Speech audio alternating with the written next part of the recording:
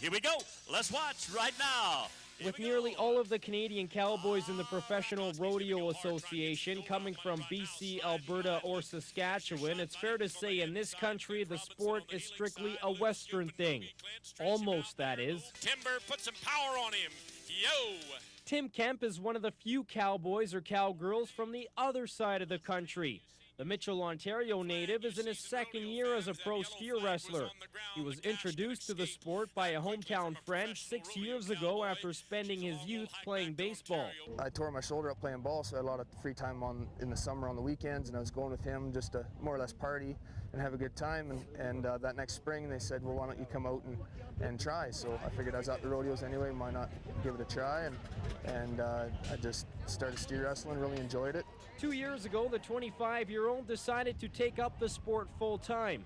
He moved to Stony Plain, Alberta to learn from top steer wrestlers and to be around the sport year-round. The guys at home, they knew what they were doing, but they didn't know the finer points. And the guys out here, they've been around it for so long that they could right away tell me what I needed to change and what I needed to concentrate on. And just my steer wrestling itself is so much better. I feel more confident while I'm out there. And the move has already paid off. Kemp sits 12th in the CPRA standings. I've freed myself up again, and once I started making a few checks here and there, it's just kind of been consistent. I've been stayed at it, and yeah, I'm having a good season. I hope it keeps going. Kemp has his sights set on qualifying for this year's Canadian Finals Rodeo. He missed the CFR by just $2,000 last season and sits within striking distance this time around.